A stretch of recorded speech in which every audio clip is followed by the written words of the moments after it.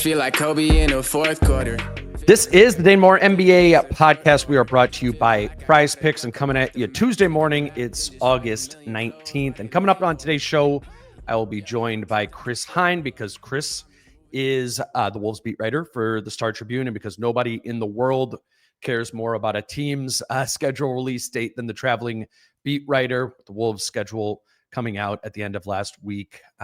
I thought it'd be good to do a little bit of schedule talk at the top of the show. I know that doesn't sound exhilarating when I say it, schedule talk, but the schedule is a little bit different this year, and I do think it's actually a worthwhile topic to talk to with Chris. So that will be at the top of the episode today, and then the rest of the way, we're going to talk a little bit about, quote, how all in the Wolves are this season. Tim Bontemps and Kevin Pelton over at ESPN published an article last week ranking which teams were most all in next season, and the Wolves were in the top tier of that, with Denver and Milwaukee as the three teams who are, quote, all in on winning a championship before the window closes. So Chris and I will get into the ways we agree and disagree with that notion in the episode today, because it is, I think, you can get what I'm getting at. We don't totally agree with that, but it is definitely the perception outside of Minnesota that that's where the Wolves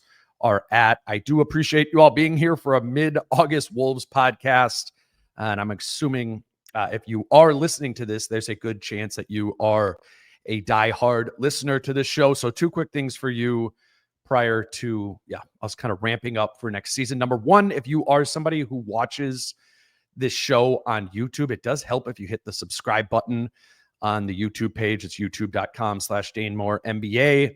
Many more of you listen to the show than are subscribed to the YouTube page. There's no money involved in subscribing on YouTube. To be clear, all subscribing does is prioritize our show in your YouTube algorithm, which, if you like the show, that's probably a good thing for you. And it's also good for us in that those numbers going up are helpful for us when looking to work with sponsors for next season, which brings me to number two.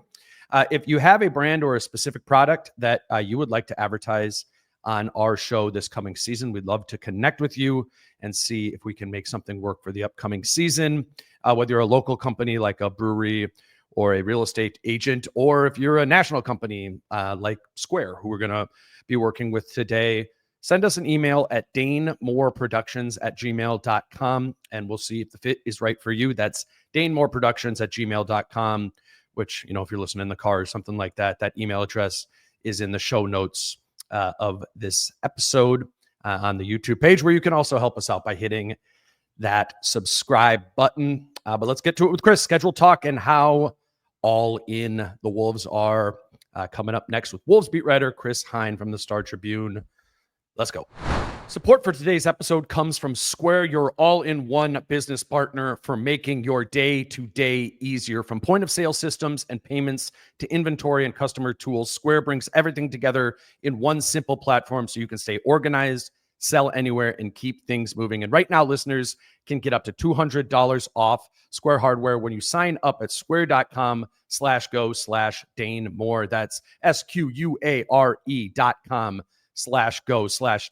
I went and got coffee on Sunday morning at a local coffee shop here in Minneapolis, and they had Square. The barista was able to go start working on my coffee while I closed out on the Square screen with a quick tap. I was done paying and tipping within like 20 seconds. I know it's great for the consumer, but Square is also great for the business. They provide you with comprehensive tools to manage your business for all the behind-the-scenes work you do, tracking sales, staying on top of inventory, and getting a better understanding of your customers. Square keeps up so you don't have to slow down. Get everything you need to run and grow your business without any long-term commitments. And why wait? Right now, you can get up to $200 off Square hardware at square.com/go/DaneMoore. That's SQUARE.com/go/DaneMoore. Run your business smarter with Square.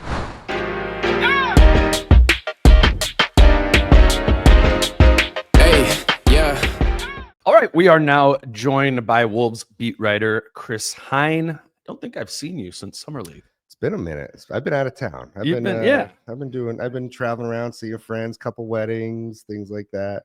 Usual summer stuff. I feel like our texts have moved from almost exclusively about work to almost exclusively about fantasy football. Fantasy football. I'd taken a break from my fantasy football prep to do this podcast today.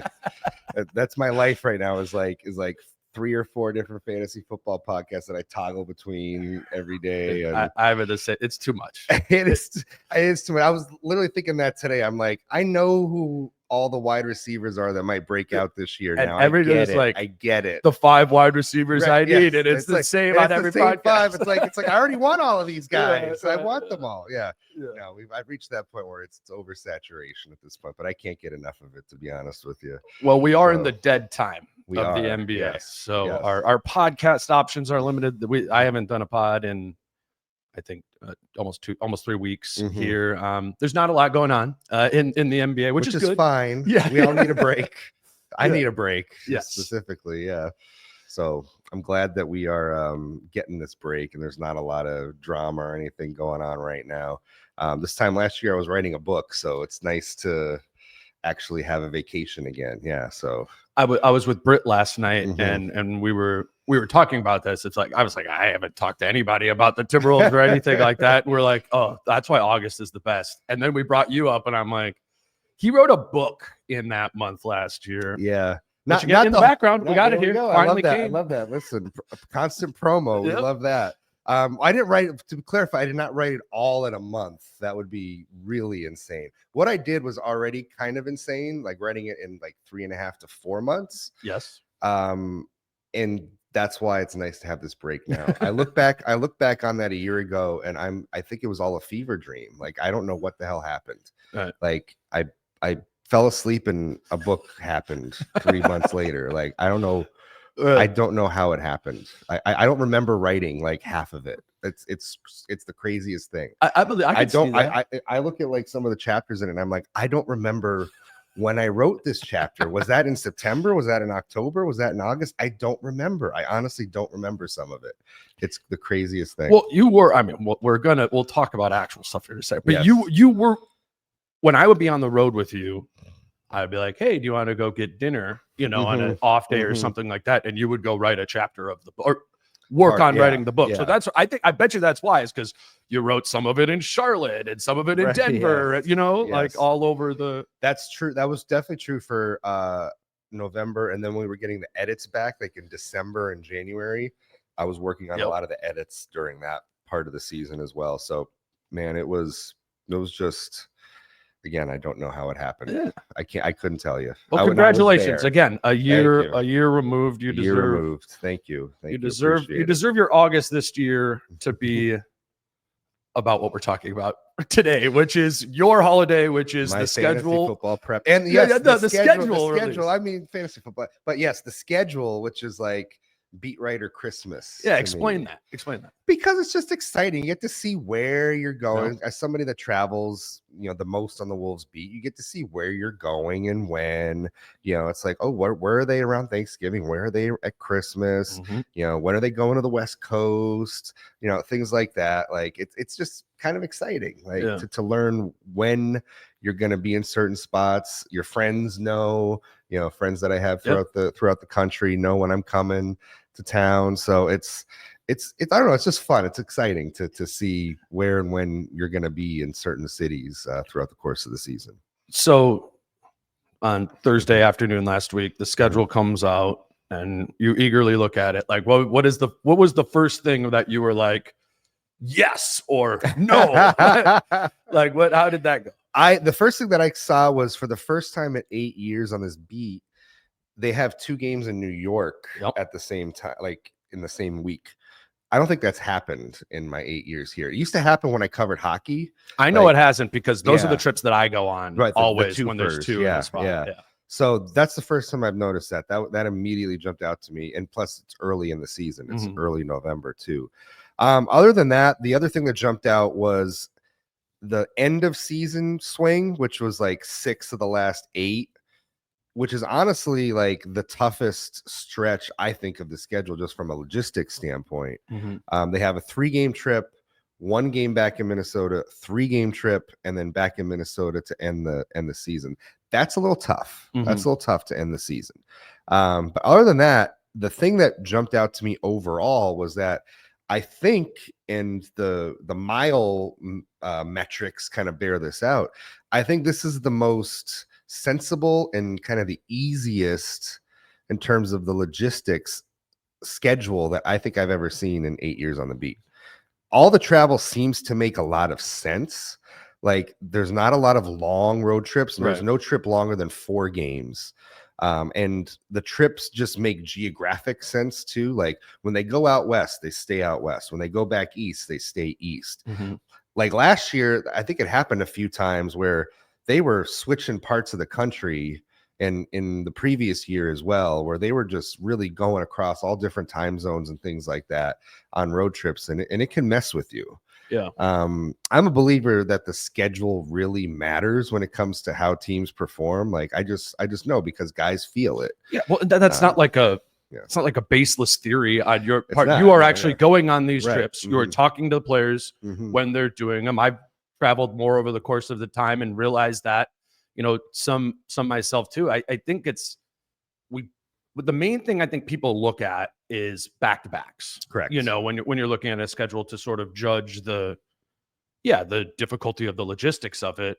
But there's like another that's probably the most important thing. It is. But there's another 100%. layer before that, which is how stupid is this flying pattern that the team is on. Do you think because what was floating around was this metric of just total miles flown over the course of the season, and the Wolves are 19th in 41,000. Really surprising to me. So how does that compare to other seasons? Normally? I mean, they've been like towards the top in terms of miles flown, right? Like, so to see them, I don't know the how true that metric was. I saw that floating around too, but it doesn't surprise me when I think of how intuitive a lot of the travel schedules are here. Right. It makes a lot of sense because the trips do seem to be grouped very logically. Right. And to minimize like last year, for instance, towards the end of the season, they started, if you remember, like one of the last road trips of the season, they went to Denver first, and then they went to Brooklyn for a game in Brooklyn. Like that's the kind of stuff I'm talking about. Like those sort of weird sort of road trips. And I think it had an effect on how the team played. If you remember, they go out to Denver, they beat Denver, then they go to Brooklyn, and they didn't really play that well. Yeah. And then they had to go to Philly after that, and they didn't play that well in Philly either after that. That was a close game. Those were hit games, that shot at the end against the bad Philly team. Rudy was playing really well. That was when Rudy was like almost 20-20 every night. Yep. But the team overall was kind of just going through the motions. And I think that the travel has an impact on that. So I look at the schedule this year, and I think that there's less of that on the schedule this year than there has been in recent memory. This may be a question you can't answer. Do you feel like that is true for all the teams? Like they made the schedule more. Have you talked to other beat writers? I haven't talked to other beat writers. Maybe you just got lucky here. I think the Wolves might have just gotten lucky. Because I guess I haven't really reached out to like the league or anybody like that to say, hey, did you intentionally kind of make things a little more, easier on the like? There's not going to be a lot of like post game flights for the Wolves this year that are more than like 2 hours. Yeah. And that matters. That is the sense that I've gotten. It's like a long one, because then that does matter, because it's the difference between going to bed at 2 a.m. versus 3 a.m. versus 4, that's obviously that's a real thing that compounds over and over again. The other thing that I look at too is like the number of one-off like road games that happen. Those are pretty low this year. And just kind of looking over the schedule right now, I only see 3 like one-off back and forth road games. And they used to have those all the time. They used to have those all the time. Correct. I remember. And some of those would be back-to-backs too. Yeah. Before you, I know you and Ben's overlapped a little bit, but you've now become my travel guy. But Dave Benz, when he was here before, and his thing was like, this is ridiculous. Because he would like compare it against the other ones. And his main thing was the 1 game homestand. The 1 game, that was the other thing I was going to say. Yeah. You come off the road, you have 1 game at home, and then you go right back on the road. That's a road game. Essentially like a road game. Yeah. That happens in that end of season road trip. Sure. But again, it doesn't happen a ton Mm-hmm. throughout the course of the season. So, it's again, like I said, this is a very sensible schedule in a lot of ways. There are moments like that for sure. Yeah. But it feels like they are fewer and farther between than they were in previous seasons. So the schedule, and I have said it in years past, especially 2 years ago, I remember January two seasons ago, the Wolves had that strong start to the season, number one defense, everything. Then January was a very travel heavy month. It really started around Christmas when they had to go to Sacramento, and then they came home to spend Christmas with big their lull families during the season. And then they went down to Oklahoma City for a game the day after Christmas, and they got the doors blown off by Oklahoma City in that game after Christmas. And that started a really travel intensive period for them, and the defense slipped. And my theory was, I think the travel has something to do with that, with the amount of intensity that they have to play defense with. Absolutely. On a nightly basis. How could it not? That's right. Again, this isn't like these aren't like super theoretical, but people trust my gut. But people say oh, well, they travel in five-star hotels, and they travel in charter jets and this and that. I don't care how comfortable the plane seats are. I don't care how nice the hotel rooms are. When you're getting in at 3-4 in the morning and you have to get your body back to a point to play a professional basketball game, it's going to have a wear and tear on you. I don't care how nice the accommodations are. It just is. So that matters, and it mattered then. And eventually, you find the all-star break or the lulls in the schedule, the homestands, and you're able to get your body back. But when they were crisscrossing the country like they were during that stretch 2 years ago, it was, I think I've counted the miles. It was like something like 18,000 miles or something like that in the month of January 1 month alone. When they're doing 41 total this season. Yeah, that's crazy. Yeah, that was in 1 month. Exactly that season. So, well, to your point about the defense being as aggressive as it was and good as it was, they were the best defense because they had good defensive personnel. Yes, but they really applied themselves to defense. They did. That's especially that season, and that takes effort. It takes effort. It takes mental and physical effort. Yep. And the mental effort probably just as much if not more affected by the travel than the physical.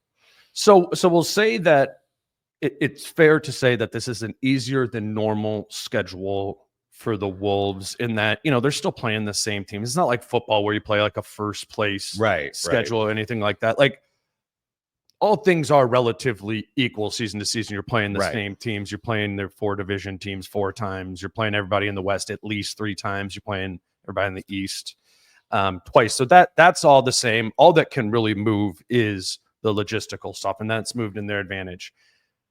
Other side of it, I think the start of the season's pretty tough. I think so too. Road at Blazers for the season opener. 2 days later at the Lakers. It's not the Lakers' home opener. Their home opener is that first game of the season against the Warriors the day before even the Wolves play. Home opener for the Wolves, game 3, is against the Pacers. Obviously no Halliburton there, but they beat the Wolves without Halliburton. I remember that game last year, right? they beat the Wolves without a lot of guys on that team. That team's still going to run. Yes, that team is still going to test you. Yes, 100%. And then the next game is a back-to-back. So they go home opener Pacers, and then the next day is back-to-back against Denver. Also at home, but it's only Denver's second game of the season. Isn't that weird? That's crazy. Yeah. I was like, what does Denver start like Wednesday, and then they have start like on the 23rd. They start on the 23rd. So then they have 2 days after the Lakers play that one, and then they don't play again till it was. I put on their schedule to see if it was a back-to-back. I would actually be ticked about that if I was Denver. Like, you're giving us this long of a break at the early in the season, because then you don't get it later. You don't get it later, right? Exactly. So I would actually be really ticked about that. I do think for that game though, it'll be their second game of the season, and it'll be the Wolves first, and the Wolves will be a back-to-back. That could be a problem. And then it's the Lakers again. So your first 5 games, 2 against the Lakers, who were the 3 seed in the West last season. Mhm. The Blazers in the home opener, who didn't make the playoffs but aren't like scrubs. And we've seen this team struggle out in Portland the last couple of seasons too. Forgot about The that. Kyle Anderson, when you're going through hell, just keep going quote. That was in Portland. Last year they dropped 2 out there, right? Yep. We were there for We were that. there. Yep. So Portland has not been the kindest of venues to them over the last couple of seasons. So yeah, you're right. Like that, they're gonna have to come out of the gate pretty strong this season before it does let up a little bit over the next like 8 games, I would say. And you get a little bit of a break in the schedule there, but a lot of Utah and Sacramento in that mix Later on. Yeah, like I mean, and but it'll like, all and we'll it all see. We evens don't know out, what right. teams are actually good and all of those and sort then of things. injuries, load management, all that fun stuff. Who's resting guys on back-to-backs and stuff like that. So today's show is brought to you by Falling Knife Brewing Company, where people have been gathering all summer to watch the Minnesota Lynx play. And the Lynx play the Indiana Fever on Friday and Sunday night this weekend. If you're going to be watching those games, head over to Falling Knife for one of them at least. The Friday game is at 6:30. The Sunday game is at 6. Both of those games, as always, will be on the projection screens in the tap room with the sound on. Great spot to watch the Lynx with other fans. There is also this week at Falling Knife Trivia Mafia from 7:30 to 9:30 on Wednesday, and then the Initials game on Thursday night from 7:30 to 9:30. Whether it's for trivia this week or for a Lynx game, head over to Falling Knife. No matter the day of the week, great place to enjoy some good beer and some good people. That's Falling Knife Brewing Company in Northeast Minneapolis. Today's show is also brought to you by our other friends over at Prize Picks. And if you are a fantasy football player, I think you will have fun looking at Prize Picks season-long numbers if you go on the board to under NFL season at Prize Picks, you get to see these full-on season numbers for all the NFL players, which I think is really relevant with fantasy going on. For example, 2 that I have up on the screen here and that I like are Josh Jacobs to have more than 1,325.5 total yards next season. I kind of like or dislike these by looking at, comparisons of other players. So that number for Josh Jacobs is 200 yards less than Derrick Henry and 375 less yards than Saquon Barkley. And I feel like that makes Jacobs a good value at 13.25. I don't think he's going to get more than those guys, but I don't necessarily agree with the gap, that big of a gap between the two of them. So I said more than 1,325.5 total yards for Josh Jacobs. And then also when I was clicking around this morning, I saw Xavier Worthy at more or less than 8.5 total touchdowns this season. And that number seemed comparatively high to me. It's higher than, Alvin Kamara or Ken Walker for total touchdowns. So I said less than 8.5 total touchdowns for Xavier Worthy. Whoever your guys are that you like or don't like in fantasy this season, if you have Prize Picks, it's a fun way to kind of put a season-long wager on it. I did a handful of them last season. It was really fun to track. There's always something going on at Prize Picks. If you want to mess around with this and do not yet have an account, all you have to do is go to prizepicks.com or the Prize Picks app, put in the promo code Dane when you sign up, and you will receive $50 in lineups when you play your first $5 lineup. That's prizepicks.com or the Prize Picks app using promo code Dane when you create your account. Do you have any other schedule takeaways, or should we move to the all-in topic? That's pretty much it. The 2 first cities are what I always look at too. And we have New Orleans this year as a road trip with 2 games. That'll be fun. It's New York, New Orleans, 2 for Memphis, which is and then like Los Angeles. They have a Lakers Clippers back-to-back out in LA in March. And that's it for the road. I do say to series friends or like fans that some people like do travel to a road game a year, and what I would recommend is doing that. Choose one of those trips, cities, where you get 2 games for the price of one flight there. Yep. I think we always enjoy those trips because we kind of have a day off to go explore and hang out and all that stuff. Out and all that stuff. Those are the fun series. Yeah. Because you like getting that off day in there too. It's not as fun when it's a back-to-back, but when you have the off day in between, it's super helpful. So yeah, it's like a vacation. It's a Kind of. a little bit Little of working bit, vacation. you know. Working vacation. We get lunch.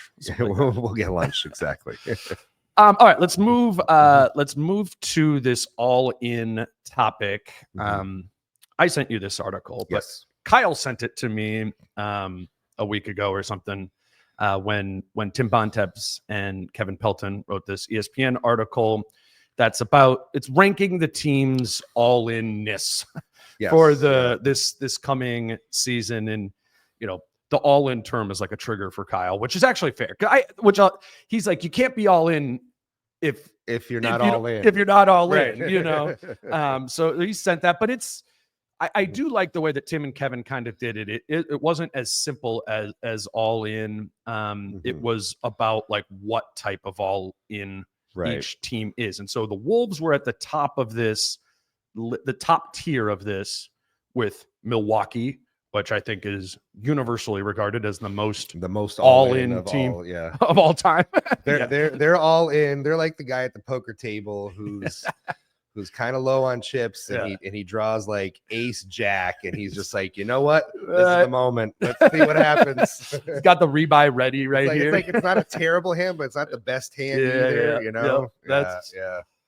And then Denver's probably got ace king. They got a joker. I don't know how this analogy is going to keep going, but that's another team that's in there, and those both make sense to me. Like, it makes sense that those teams would be all in. They have, you could argue, Giannis and Jokic are the two best players in the league, and very much in their prime, early 30s, where it's now or never. For the next like 3-4 years. And neither team have any like draft capital, hardly at all. Denver, as soon as you can only trade picks 7 years out.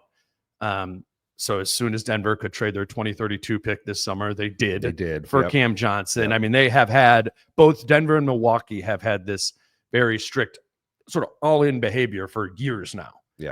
Which makes it weird that Minnesota. I thought it was a weird grouping. I did. I don't want to say, I shouldn't say weird. I just thought I thought the Wolves should have been in the next tier, which was all in on an extended championship window. Because I feel like when your best player is 24, you have an extended window. Now you may need to reshape the roster around him, but it keeps the window always at least cracked open a little bit. When you have somebody that young as your best player. So my sort of thinking was again, so this top tier with Denver, Milwaukee is all in on a championship now, and the next one is all in on an extended championship window. I think the Wolves should be in both. Sure. Like I think those can both be true. I don't think they firmly belong in either. Like I don't think they belong in the extended championship, which is probably window why exclusively. Tim and Kevin struggled with this. Yes. And they even said Minnesota was the trickiest team to classify, was because their best players 24, but they have Gobert and they have Conley. But that's a real thing. That is a big factor in this. Like Rudy's 33 and Mike's 38. Right. And they are two of your 5 starters. And I think I actually was, when I was walking over here today, I listened to the Hoop Collective and they were talking about this at the beginning of it. And Bontemps said, actually, him and Pelton kind of went back and forth on the Wolves, and Bontemps pushed for the Wolves to be in this one. Which makes it sound like Tim's being a hater, but it was. I'm glad I listened to the podcast, but it was him really saying Rudy is very important to this team, and he's not wrong. He's not wrong at all. Not wrong at all. Absolutely. So it's about how much importance do you put on? They are. I mean, yes. If you look at it from that perspective, like, the Wolves are all in on this version of the Wolves, like the Rudy, and like this feels like it could, especially with Mike turning 38 this year, it feels like this could be the last season of this, right, as we know it. And that's kind of confirmed by like what happened this offseason. How many times does a team basically just like not add anybody except through the draft, right? Like, and so it that's just rare. So it feels like to me that this is like, okay, we're gonna see what we have here this year. How much does Rudy have? Kind of go off of that.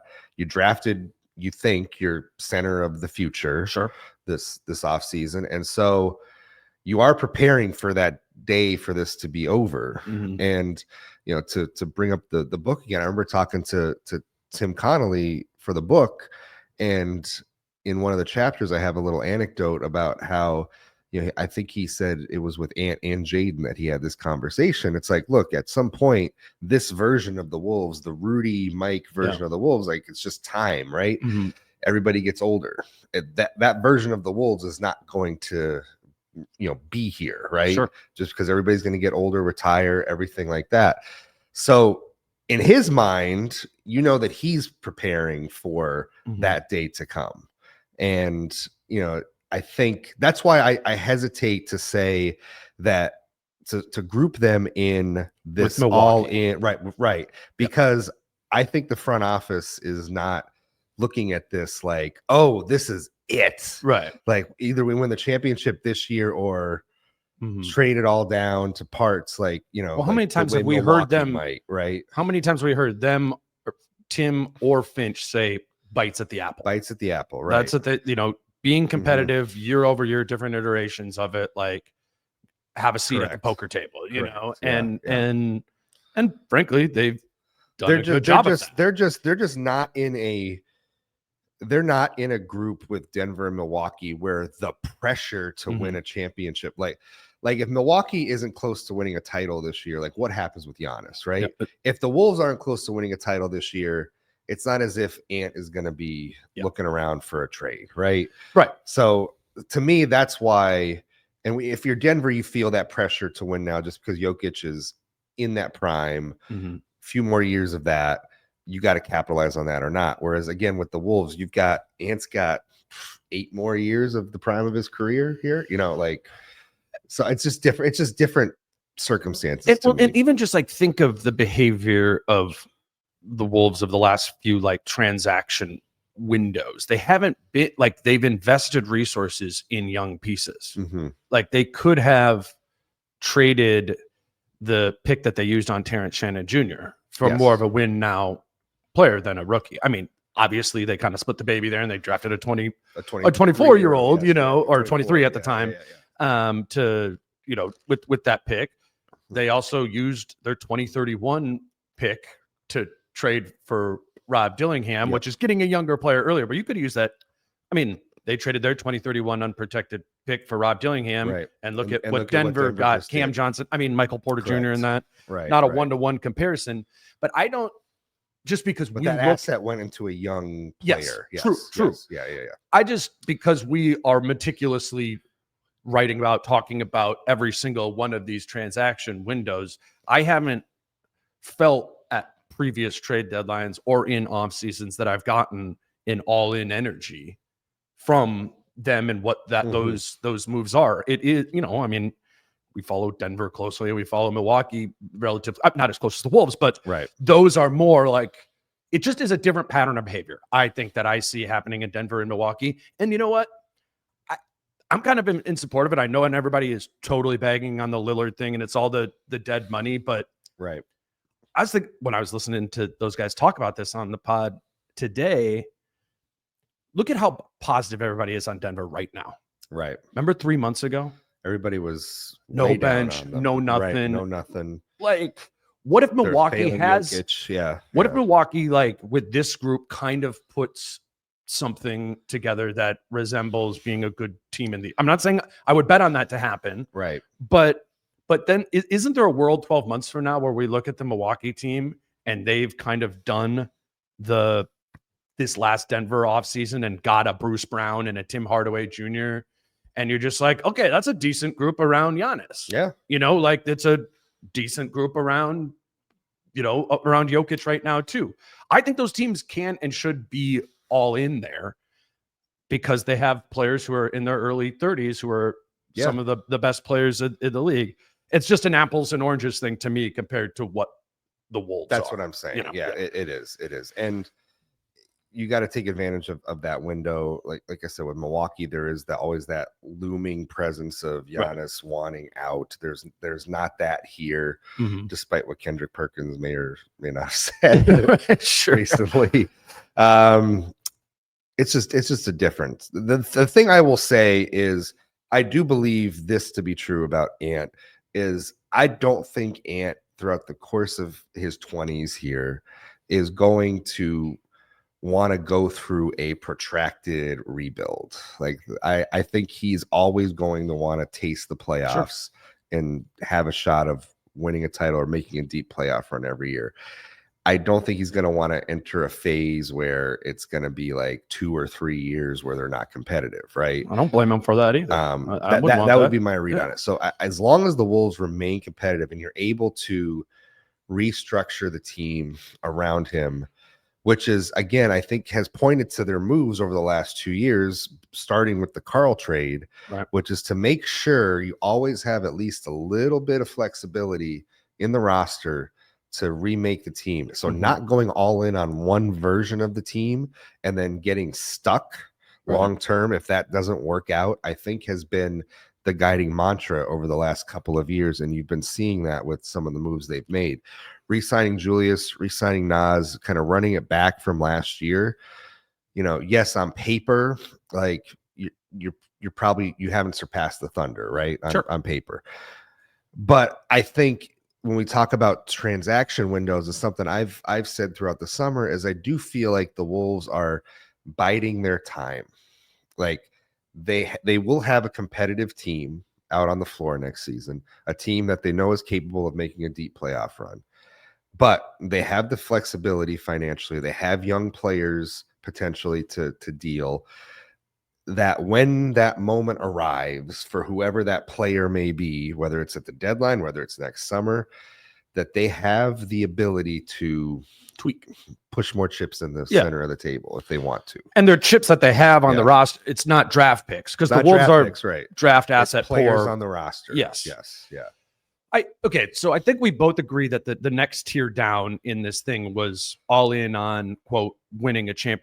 The first one was winning a championship before the window closes. Yeah. And then the next group down is all in on an extended championship window, which is Cleveland and Houston and New York, Oklahoma City, and Orlando. And we both see threads of the Wolves having that idea of all in on an extended championship window.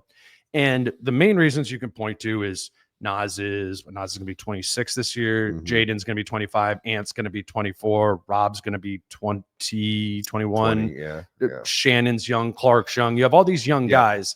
But I think the case for the extended championship window is actually Rudy. I think we do this thing where we go, Mike and Rudy are the now, and then they're going to die, and they're going to be gone. And then it's going to be this new thing where it's Ant and Jaden and not. There's going to be, barring some sort of trade, there's going to be a no Mike, but Rudy's still here time. Potentially. Yeah. Right? Exactly. Yeah. I mean, that might be a season from now. Right. 2 seasons from now. Right. Rudy's under contract for that. All the other guys are under contract too. And obviously, as we know, a lot of people have varying opinions on Rudy. But one thing that I've come to appreciate and reflect on with him is I think last season without Rudy, they're not the 6th seed. Going into the postseason, I think they're in the plan for sure. Yeah. Without sort of some of that baseline production that you especially get from those games we mentioned for earlier in the end of the year show here, that those end of the year games were, he was huge for them. And he was saying that to us all at the time. He was talking about the importance of these games and the importance of getting out of there and putting him. He took an extended period off with that back thing with the plan of like final 20 games of the season. Like, let's go. We're not going to be a playing team. I believe we can go back to the Western Conference Finals. And they did. And even the year before that, and it was the best season ever. And they beat Denver. They go to the conference finals. Well, they were the 1 seed for the most of that season during the regular season. It finished at the 3. But if you're not getting Defensive Player of the Year, Rudy, that year, or again, the consistent competence from him, 70+ games that he played in over the course of the season, you now go from the 3 to the 4, 5, 6 in there. And it's, I think, significantly less likely that they would have gone to the Western Conference Finals that time. We all talk and should talk about what Rudy's been like in the playoffs and the production dropping. And that's a problem. We talk about that being a problem. But there's this other side of what Rudy does during the regular season to position this team to be ready to go in the playoffs and let Ant, you take us, or Julius, like, step up. The playoffs are more to your game. I think Rudy is an important part of that. And frankly, something this team is going to need, in my opinion, as they move on from a bifurcated old young roster into just a young or middle-aged sort of roster there. I think Rudy will still be on the team in a couple of years. I think so. I think so too. I wasn't not for sure, but not for sure. And he's making less money now than he was before, which makes it a little more of a fit in that sense under the cap. You've talked. Rudy's making 35. Think about all these other numbers that everyone's seeing that players are signing for. Rudy's making 35. He does not. He's not a max player anymore. Yes, he's not. He's not, and that seemed to be a sticking point for a lot of people under his previous deal. Was he's a max player, DPOY, but what does he do on offense exactly? Well, now he's making money more, maybe commensurate with that. Yeah, with that value, right? In terms of, I got no problem with Rudy at defensive 35 metrics. I don't either. And I don't think a lot of teams in the league would. Today's show is brought to you by Adriana Lanick at Coldwell Banker Realty. And if it is time to buy or sell your home, please do reach out to Adriana Lanick at Coldwell Banker Realty to help you begin that process. All you need to do is go to thedancingrealtor.com, which you can see up on the screen here right now, or you can call or text Adriana at 715-304-9920 to book a free strategy session. Even if you are just beginning the home buying process, set up that free consultation. It's going to get the ball rolling because once you're in the process, you're going to want to have the process be done. So start it now by going to thedancingrealtor.com or by contacting Adriana. I know there are a chunk of you out there listening right now who are thinking about purchasing a home. If you do set up one of those free consultations with Adriana, you will be entered to win some free Wolves tickets next season as well. DancingRealtor.com, 715-304-9920 to book a free strategy session with her. And like I said, book that strategy session and you will be entered to win some Wolves tickets next season. Today's show is also brought to you by Your Home Improvement Company. If you already have that home, we know things go wrong with homes at times, and you need to do that home improvement project. You know that Your Home Improvement Company, I tell you all the time, they have that buy 2 windows, get 2 windows free deal going on with us. The triple pane windows that come with a lifetime warranty and are installed by certified professionals. They do bathroom renovations. They still have that 30% off deal going on those bathroom remodels, but it's really any home improvement project that you may have. Your Home Improvement Company is a local company. It's been a long time sponsor for us. So we would love to give them some business from our listeners who, some of you out there have a home improvement project that you're going to want to get taken care of sometime soon here. Whatever the project is, Your Home Improvement Company offers great financing deals that require 0 money down, 0 interest, and 0 payments until 2026. Contact Your Home Improvement Company by calling 866-777-YHIC or by going to yourhomeimprovementco.com. Your Home Improvement Company, where it's your home made better. You've spoken a lot before about just him being like the ultimate floor raiser, right? And this team needs that. It has needed that the last couple of years. These guys were not, I guess, I don't know if mature is the right word, but mature has a negative connotation, but they weren't. They were like literally immature in the sense that 2 years ago, Ant was 21, 22 years old. They were just young on what it required on a night-to-night basis to get out of some of these games with wins. Right. And you saw it in that last stretch of the season last year. You saw it 2 years ago with the defense. So this team needs somebody like that. The way that they are currently constructed, they need that veteran in the room, that person who's going to set a tone with how he conducts himself, the professionalism. Like, teams need that, and they need it to be from somebody with Rudy's pedigree. Yeah. And you could say all you want as a coaching staff or a front office about like taking care of your body, this and that is important. But as we know, it takes a couple years oftentimes for that to sink in for guys. Sure. And it takes a couple of years for guys to realize what they need to do to just win on a nightly basis in the NBA. And Rudy sets the tone and the example for that, for this team. And it's something that this team needs. I think it's something that, maybe is undervalued about his presence on this team over the last couple of seasons. If I was Tim Conley, I wouldn't be comfortable moving on from Rudy for those reasons until I felt like I was getting what you're describing there from a Nas, from a Jaden, from an Ant, and I do think I could see that happening for all three of those guys. I don't think that's happened last season. And you know what? And if it does happen this season and like Ant, Jaden, and Nas feel like real, true vets, then you know what? And if I'm Tim Conley, that opens up maybe we don't need Rudy anymore. Maybe the young guys are ready to do this and we can repurpose Rudy into a point guard or whatever. Yeah. Some other sort of mood like that. But so long as we are having a feeling that the Wolves lack a little bit of consistency in the maturity realm, which of course that's not a hot take. That's not, look at the clutch games last year. Like there's ample examples of this team, despite going to the conference finals the last two seasons, being a volatile team. And I think if you pulled the Rudy piece out of that, it would be like, woo, it would be way up and down in that sort of way.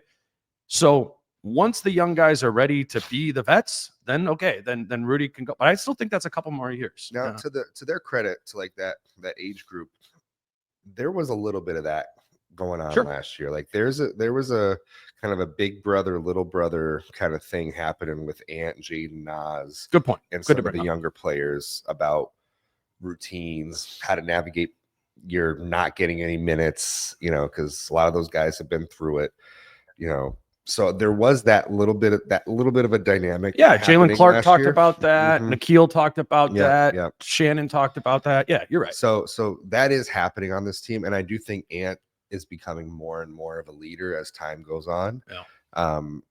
So I think those are all very positive developments for this team long term. But as it pertains to next season, you're right. I still think they're an emotional team. They just are, you know, and sometimes the emotions get the best of them.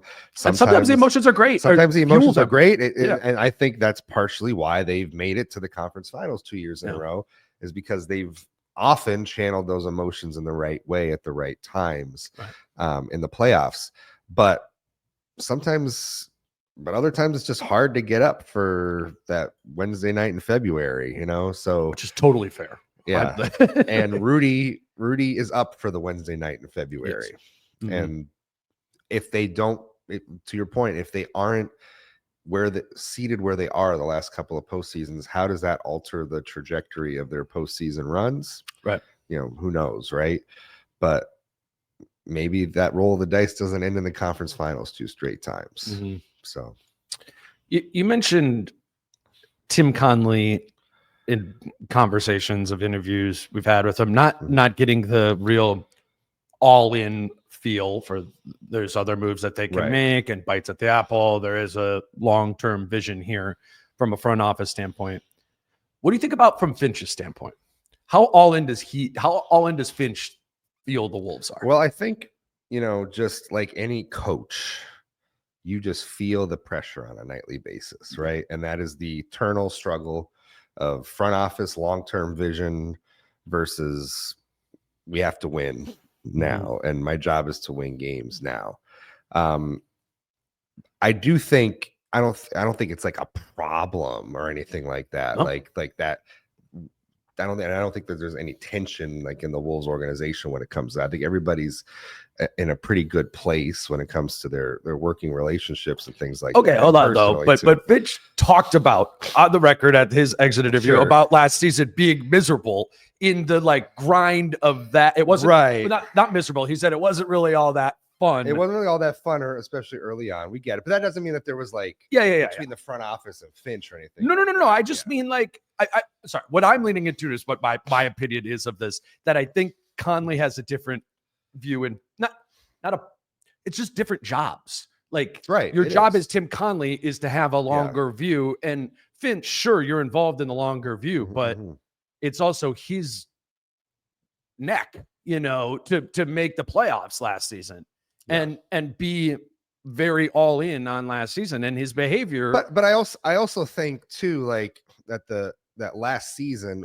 while Finch may have, he may have felt that pressure. I also think like the front office like is looking at it like, okay, we also handed him True. a huge trade on the eve of training camp. Like they all knew it was going to be an awkward and a 19-year-old backup point guard behind a 37-year-old starting point guard. Yeah. Right.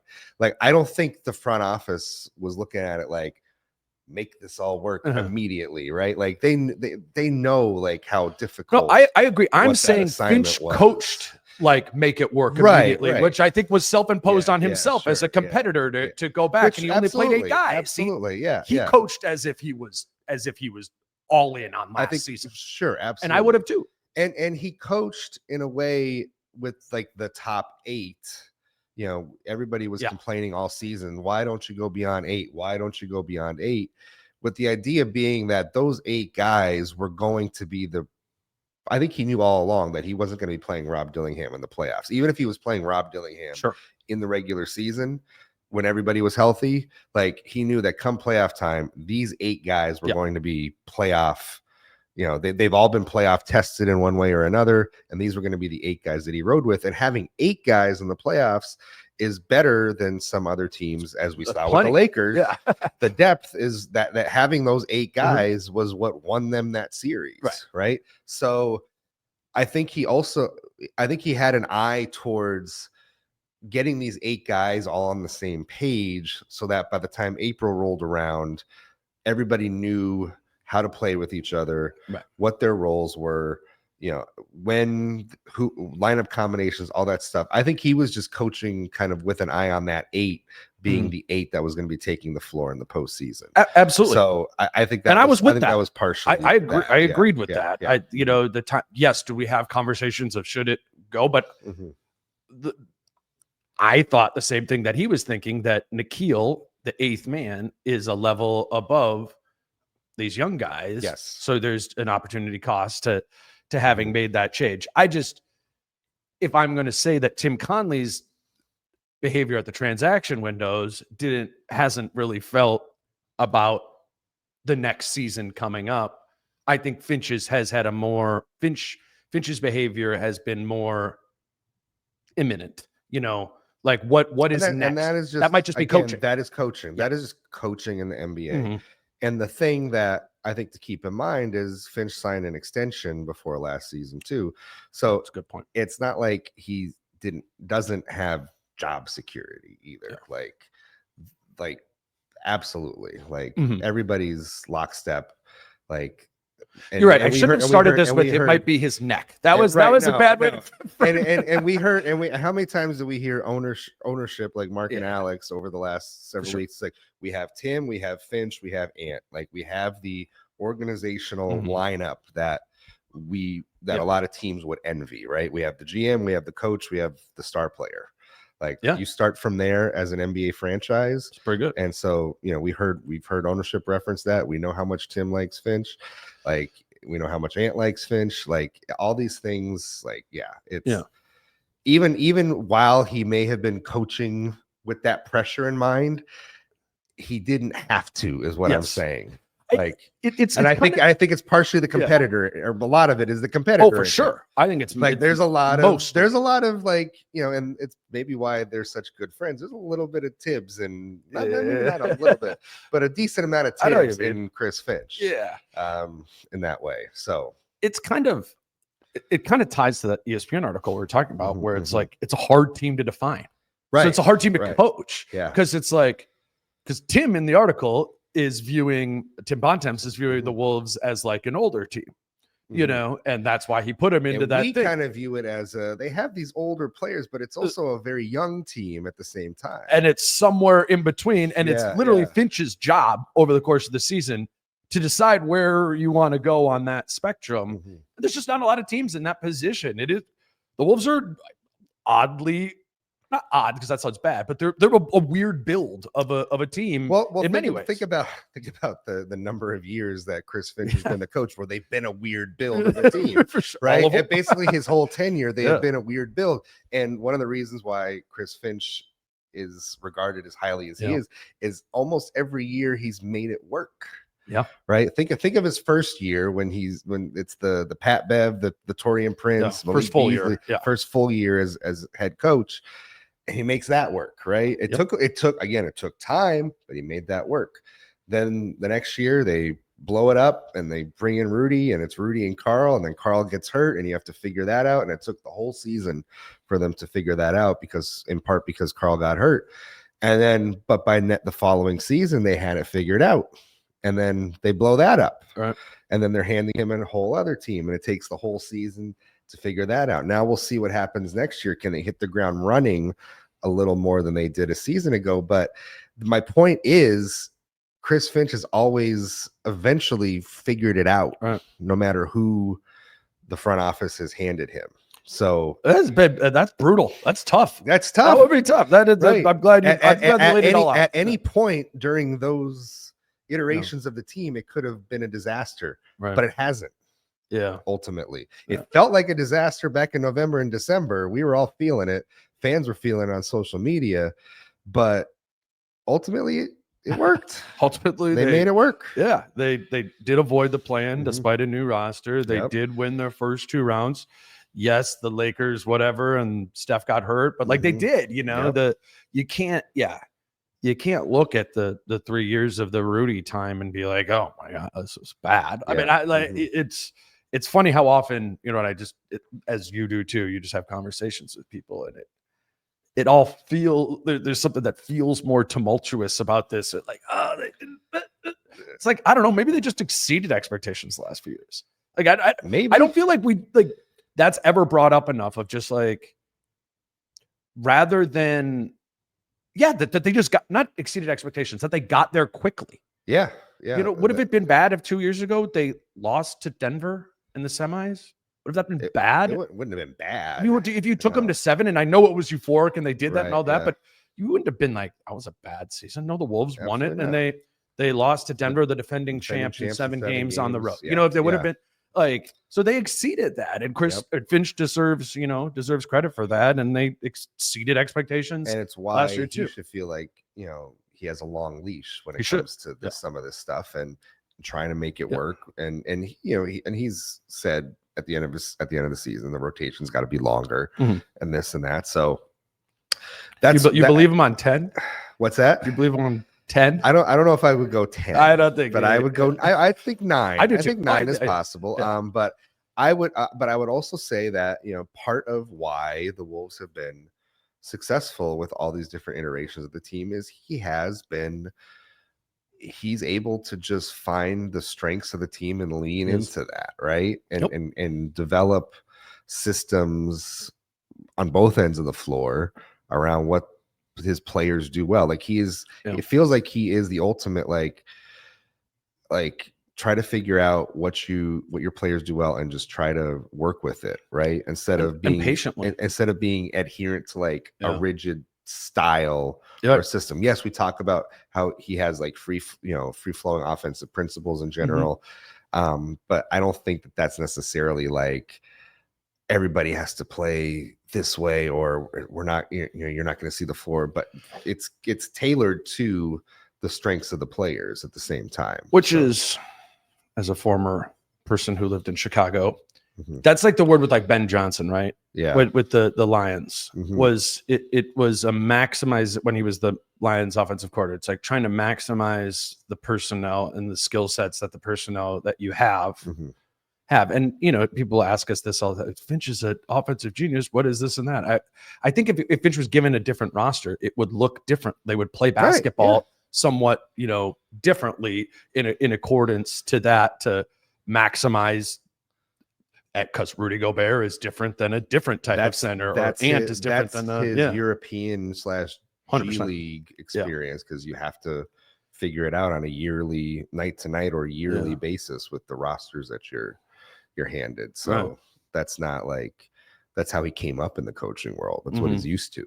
Yeah, it's all he knows. Yeah, exactly. I think it in many ways. All right, you got anything else on the Wolves being all in? It just doesn't feel like that they're as all in as the Denver and Milwaukee. It's like you said, it's somewhere in the middle. Yeah. And even if they quote unquote lose this hand while going all in, right, they're not eliminated from the table. And that's, I think that's part of what Tim Bontemps and Kevin Pelton aren't buying into, is that it's kind of the idea of what the Wolves can be after Rudy and Mike are gone. I think they maybe just view that as a young, incomplete group that wouldn't be a contender. Sure. Yeah. And I don't think we would say today they could be, but I think you and I believe that in a year or two, the Nas and Jaden, Rob, all those guys, could get there with some additional help. So they're either in, I don't know, they're either in their own tier what in both tiers. That's what I got to. I think you're right. You want to give us your fantasy football guy of the season? I didn't put it in the outline. Who's the? I don't have like my Matthew Berry's ride or die guy or ride anything or like die? that. Yeah. Listen, I have. There's one guy I have who you're drafts coming up, and I don't want people to know who I'm come targeting on. here. Lame. But I mean, I'll just say in general, Dude, like, no one's listening to this podcast. We talked about this all the way through. I know, yeah. Especially my league mates are definitely not listening this deep into the podcast. I don't know. I mean, I just think like I'm looking at like the guys like Nico Collins, Brian Thomas, and that's like, an interesting wide receiver thing up top there. Like those guys towards the back end of the top 10 group of wide receivers, like really intriguing to me. Right. Like not necessarily paying to get like Jamar Chase or CeeDee Lamb, but like we get two of those guys for like, in starting your roster, especially if you have a 3 receiver league like we do in a lot. Starting with 2 of those guys locked and loaded every week, that's awfully tempting. And the other thing, I want one of the top quarterbacks too. Right, it is that year. I more than ever. I'm walking out with probably Josh Allen, Lamar Jackson. Or how deep do you say the top guys are? You put Daniels and Burrow in there? I don't. I put them in top. Everybody's talking about how there's a top 4 quarterbacks. They throw Jaden Daniels in that mix. Yeah. I'm not throwing him in that mix because the other 3 guys have done it longer. Hurts, Jackson, and Allen. They've just done it with longer track records, right? So I view it as like a top 3. So I'm walking out of my drafts with one of those top 3. I'm not as interested in Jaden Daniels just because I'm like, okay, well, maybe he doesn't have quite as strong of a year in year 2. I would rather have the guys who have been there and done it, who are going for about the same value. Yeah, it's like it's like what we were just talking about with the Wolves and the thing. There's like the Allen and Jackson tier, it's Denver, Milwaukee up there. And then I think there's Burrow and Daniels down here, and the Wolves are Hurts. Yeah. Right in between the two. I think, but it is the weight on quarterback. I've had Jalen Hurts before, and when they line up at the 1 yard line, and the push is coming, and you have Jalen Hurts, it's like, oh, this is great. And the standard scoring football league is fun. There's no downside to playing fantasy football in those moments. I love it. Yep. I love it. Yeah, sweet. Appreciate you coming in. We'll get some more stuff here, obviously, before the season starts, and then Chris will be back with us, weekly throughout the season again next season, and we're gonna enjoy our time between now and then. But it's coming quick. The schedule comes, and it's a month after that. And yeah, we are a month and 10 days from Media Day as we sit here recording this. September 29th is Media Day. 40 days. It's still a long way away. Yeah. A lot of fantasy football. A lot of texts. A lot of texts text. between you and me about how our teams are doing week 1 and week 2. This team and Mike Conley. Team stinks. There may or may Mike not Conley's a huge fantasy football guy for the record. Yes. It's hilarious. It's great to see.